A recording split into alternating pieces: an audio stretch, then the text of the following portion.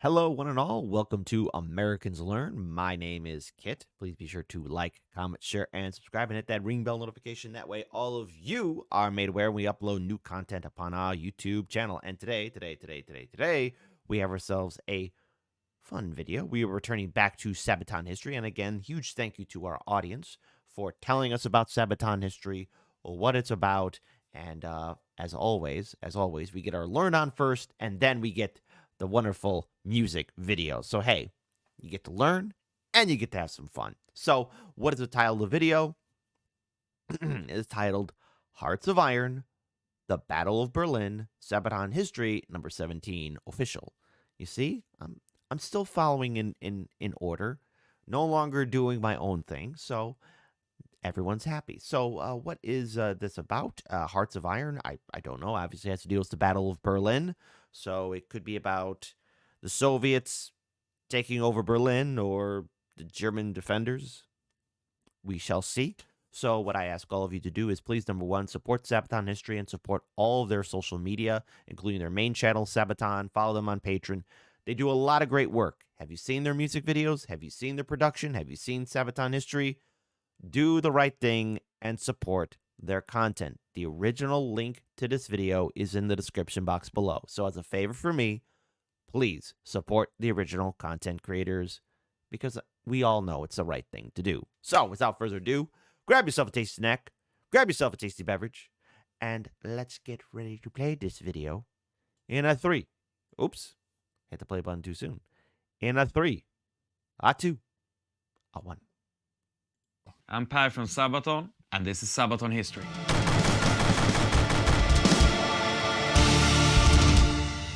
A German soldier defying Hitler's orders might sound dangerous to you, and it was, but for one man, it was necessary to save many lives. And we were looking for a story where the Germans was not always the bad guys. A story which I'm going to tell you right now. That's usually going to be pretty difficult to do in the Second World War, because, not to make things too simple or like a Saturday morning cartoon, but I think we could all universally agree that the Germans during the Second World War, they were, the bad guys. I think it can be universally agreed. And then Per's going to tell you about the song.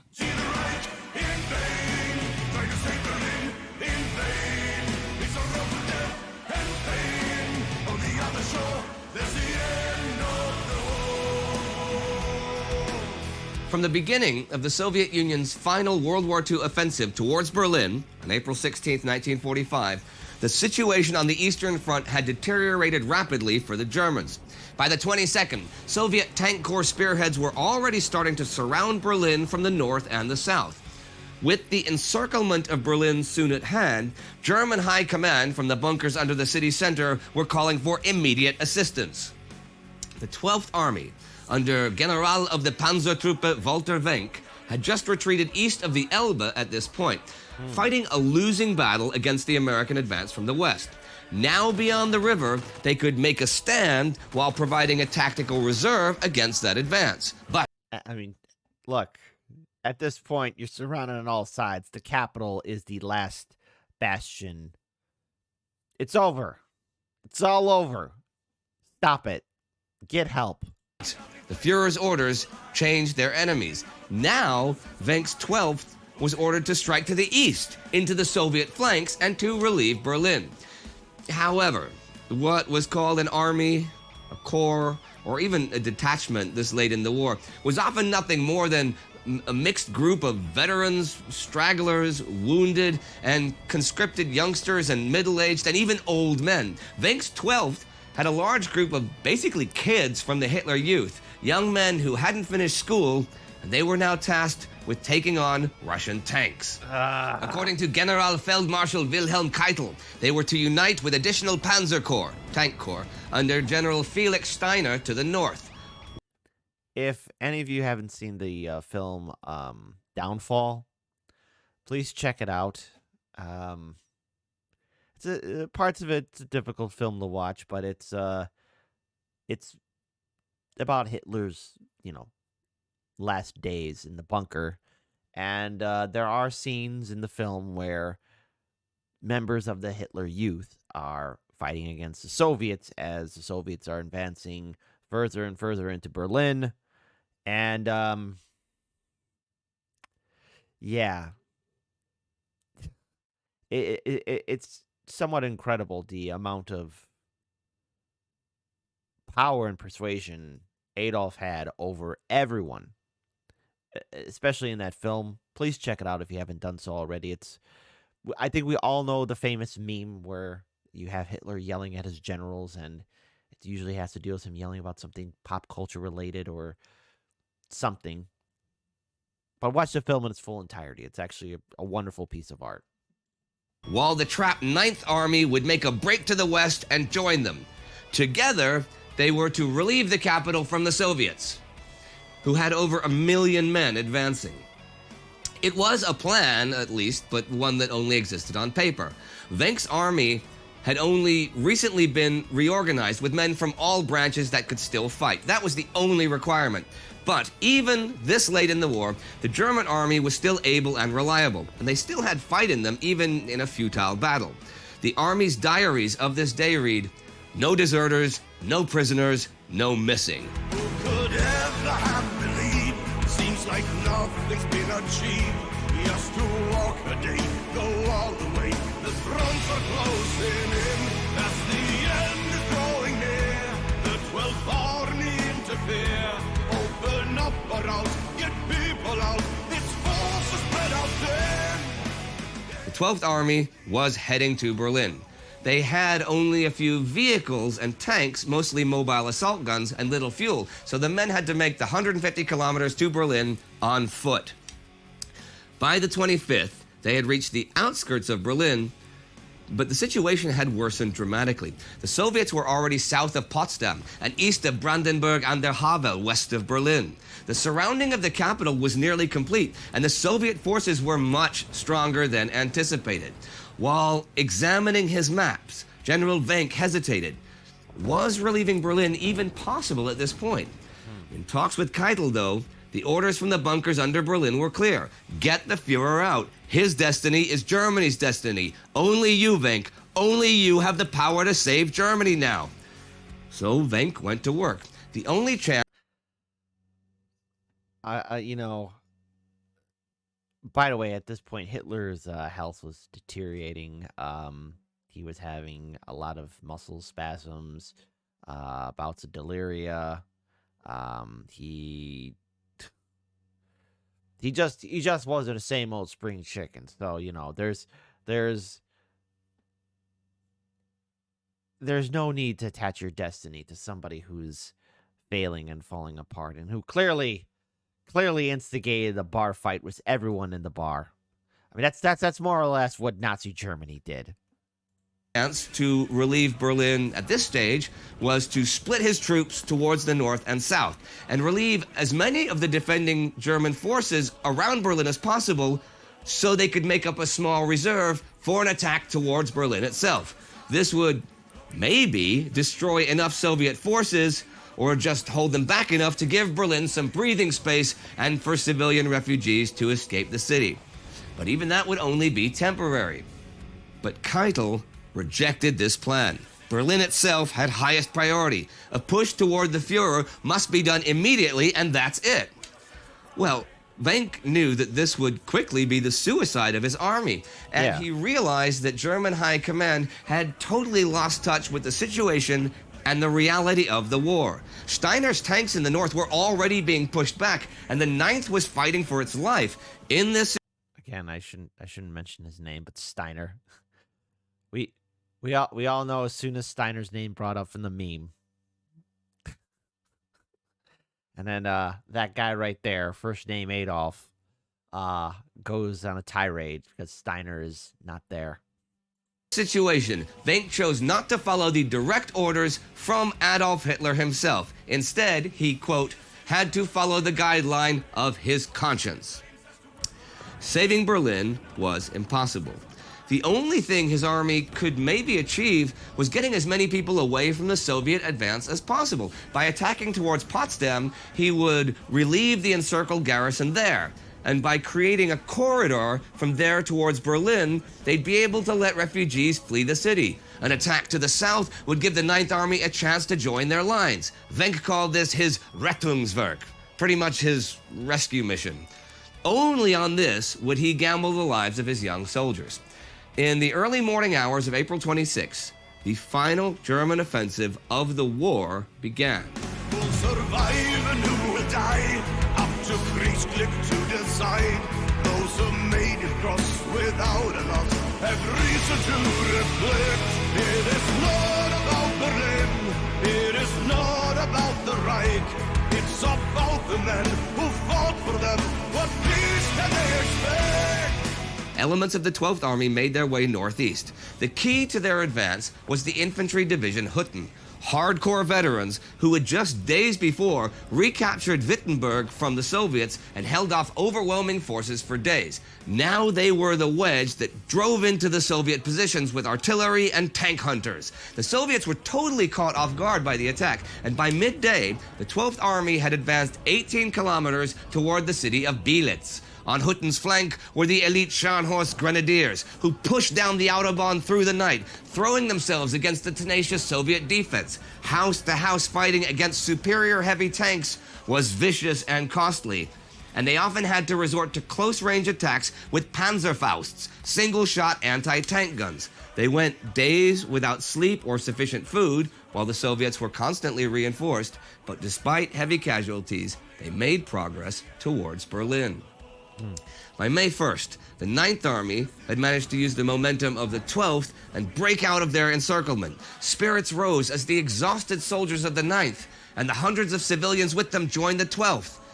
But See, now, here's the thing that I'm a little bit worried about because, again, disobeying... Well, wait a minute. It's quite clear that the Soviets were encircling the city. Everything was falling apart. See, the one thing I'm thinking about is if these German soldiers who are opening up this pathway to get the people out are doing this, there always has to be concern or should be concern of, you know who, the political police, or as everyone likes to call them, the SS, would probably, mosey on down and start mowing down anyone that would be doing any kind of counter orders towards Hitler or anyone else from German high command. seeing the ragged and wounded men limping into his ranks, Wenck marveled at Hitler's insane plan to fight the Soviets head on. The Ninth had been nearly destroyed just fighting for its survival and the survival of the many civilians in its midst. Other fighting forces were able to link up with Wenck as well. And the same day, Hutten reached a large German military hospital near Potsdam. Once more, the fighting was brutal as they stormed the Soviet trenches, but for 24 hours, they were able to get many hundreds of wounded soldiers, nurses, and Red Cross personnel out before the Soviets could return. This was the very end of the European part of the war, and it is difficult to find and follow the reports from the last days of the fighting around Berlin. The Germans did not make many records. The Americans also often didn't record a lot of it, and the Soviet archives are still not fully available. Neither Steiner nor Wenck reached Berlin, though, and Hitler chose suicide over capture in his bunker. It's the end of the war. Reach for Elvis Joe. On May the 2nd, Wenck's army retreated. It would protect the refugees and bring them across the Elbe and into American custody. Day and night they marched, avoiding contact with the enemy from the east as long as possible. Soviet pursuit, though, was initially weak, as they were concentrating on taking Berlin. On the 3rd, Wenck made contact with American General William Simpson of the 102nd U.S. Infantry. No related to the Simpsons we know here from Springfield. Wow. Okay, so first of all, I'm surprised they were able to at least pull that off. I mean, at least getting as many civilians out as possible, but still, the insanity that must have been the final days of the German Third Reich as the Soviets are advancing. What a nightmarish situation, because at one point in 1939, when the war started, the Nazi war machine was deemed invincible. 1939, 1940, 41, going into 42. But as soon as the Allied powers started coalescing and building up their resources and systematically opening up new battlefronts and winning key victories, the German Third Reich eventually fell. Infantry Division of the Or would 9th fall. U.S. Army near Tangermunde. Now, the Allies had agreed among themselves that either the German army would capitulate as a whole or that small groups could capitulate to them individually via their commanding officers. But there was a hitch. This partial capitulation could only happen to the opponent they're actually engaged with, which for Wenck was the Soviets. To surrender to the Americans, Wenck technically would have to attack them and then surrender. Well, the Americans simply kept silent in regard to the surrender proposal. They did not fire on the advancing Germans either, in violation of the Allied contract. Still, General Simpson let the wounded cross the river, but only with just enough medical supplies for them. Same with Wenck's soldiers and their personal provisions, but he would not allow civilians to cross. Men were even sent out with whips on the partially collapsed bridge to hold back civilians trying to cross with the soldiers. Could have been more of a human tragedy were it not for sudden Soviet fire that rocked the remnants of the bridge. This killed several American soldiers, so a 2-kilometer retreat from the river was ordered. This allowed civilians to cross the river. Wenck's army soon had to fight the Soviets, though, who had renewed their attacks once they realized what was going on. With each break in the lines, Wenck had to order young men to their deaths to recapture and hold positions for just an hour or two so that others could live. It was a final act of self-sacrifice in a war that was essentially over. As the last German grenades were shot, the last artillery pieces and the last tanks were blown up, and then the last German soldiers, among them General Walter Wenck himself, crossed the river and entered American captivity. Wow. In the end, thousands of soldiers, civilians, nurses, women, children, and the elderly were saved from the fall of Berlin. As an end note here, on the 8th of May, as the very end came, many men and women attached to the 9th Army were extradited back to the Soviets. To this day, we don't know the exact reasons for that, though we do know that there were several suicides to escape that fate.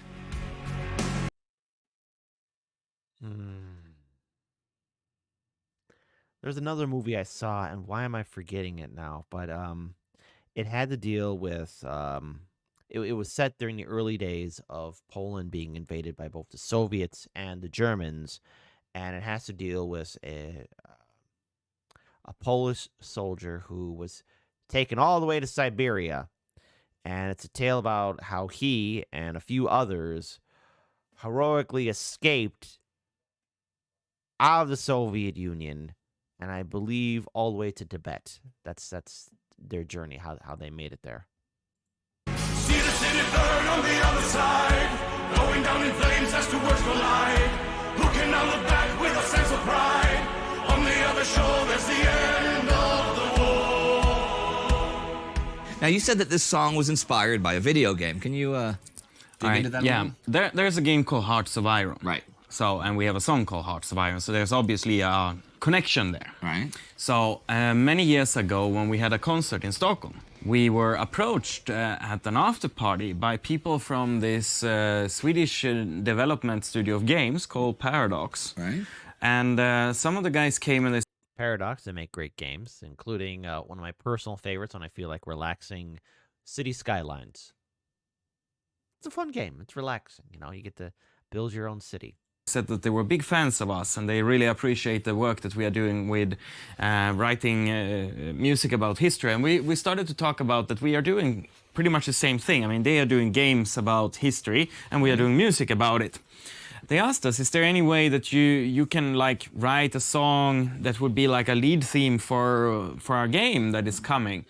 And we said, okay. And when we were researching, we came across the story about Walter Wenck, and it took a while to keep discussing and developing the idea. We did other things connected to this, and inside of Hearts of Iron, there is released now soundtrack of Sabaton. Okay. So it was possible to get the music, our songs, when you play the game. It's pretty funny actually today, but a lot of our fans in China discovered Sabaton through the game Hearts of Iron. When we speak Again, we live in a wide, huge, incredible world, but it's also could be a very small world as well. And it's interesting how people find out about music and genres and so much more. sometimes with developers of games, they often talk about how important music is inside of that. Game, sure. And it's pretty funny because for a lot of people today, music is not important anymore. I mean, you see the whole industry of music taking a big tough hit. And Yes, I have my opinion about certain genres of music where they have fallen and failed drastically. It's not a conversation right here for now, but let's just say there's a lot of uninspiring and mediocre songs that are out there. people are not as willing to pay for music as they used to be. Except for Sabaton. Sabaton sets the gold standard. 10 out of 10. Outstanding band. Well, there you have it. Hearts of Iron 4 featuring Sabaton music. And that was all for today with Hearts of Iron. On Sabaton History Channel.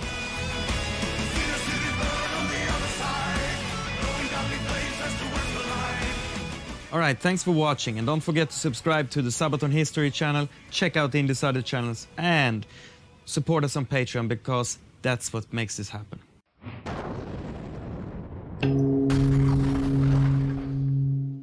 Cool. I don't know what Time Ghost is, but okay. There you go. All right, so please be sure to support their original content. But hey, folks, you know what time it is now.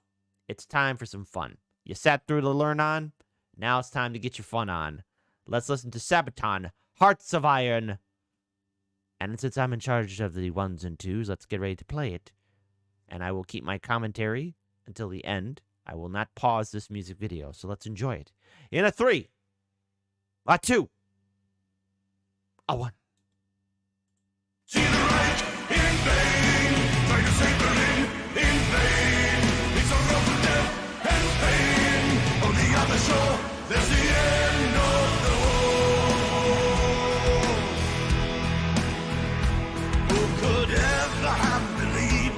Seems like nothing's been achieved. Just to walk a day, go all the way. The fronts are closing in as the end is drawing near. The 12th army interfere. Open up or else, get people out. Its forces spread out there. It's the end of the war. Reach for endless shore. It's the end, the war has been lost. Keeping them safe till the river's been crossed. Nicht ein Schlag, ein Rettungsaktion. Holding the ground till the final platoon. Hurry up, we're waiting for you. Men of the 9th and civilians too. Dispossessed, surrendering to the West.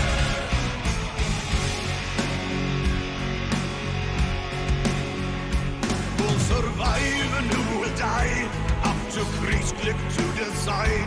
Those who made it cross without a loss have reason to reflect. It is not about Berlin. It is not about the Reich. It's about the men who fought for them. What peace can they expect? It's the end of the war. Reach for endless shore. It's the end, the war has been lost. Keeping them safe till the river's been crossed. Nicht ein Schlag, ein Rettungsaktion. Holding the ground till the final platoon. Hurry up, we're waiting for you. Men of the 9th and civilians too. Dispossessed, surrendering to the West.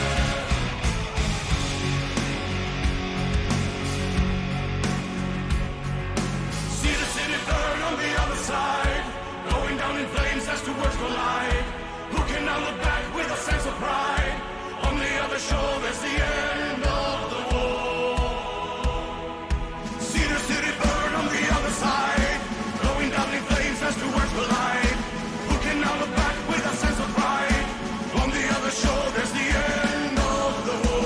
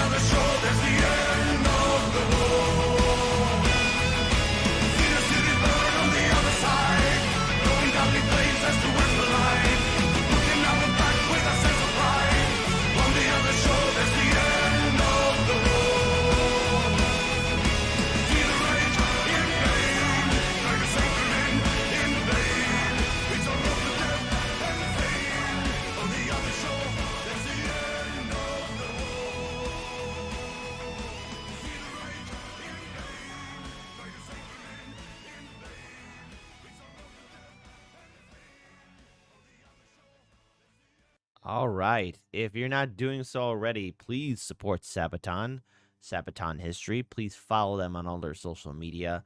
Look, I know how a lot of people currently feel about the Third Reich, the Germans. Look, let's be very clear here. All right. It was imperative that, the whole free world stand up and stand against the Axis powers. I mean, this isn't open for debate. And it's quite clear that the German army, the Luftwaffe, the Wehrmacht, the Kriegsmarine, all of them, we were taking commands from a madman and a sociopath. Um, but at the end of the day, all wars do have an end, and life does go on. And this world is filled with brutality and harshness, but at the end, we are all people trying to live in a world that's understandably out of our control. And at the end of it all, as Hitler's dreams of world conquest came crashing down all around him, the priority wasn't to save the madman. The priority was to save the people. And I think that's what needs to be addressed sometimes here and there, because when World War II is covered, we don't look at the individuals and the people. We look at the battles. We look at some historic key events here and there, diplomatic relations, but we don't look at the key people, the average person who was there on the ground, the soldier, the airman, the civilian, on all sides, because everyone had a story.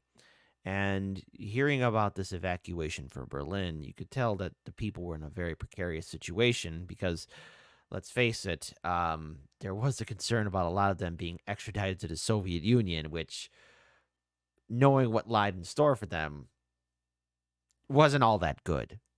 So I encourage all of you to do your own research and to check this story out as well. But also, please visit Sabaton's channel and check out all their wonderful work that they do on social media. I think it's important for us to see all perspectives and also have some fun listening to some music as well. So, again, the original link to this video is in the description box below. I encourage you guys, again, check out Sabaton History and Sabaton as well. 10 out of 10. They're one of the few bands, in my opinion, that actually deliver on not only good music, but great content as well. So if you're not following them, what's wrong with you?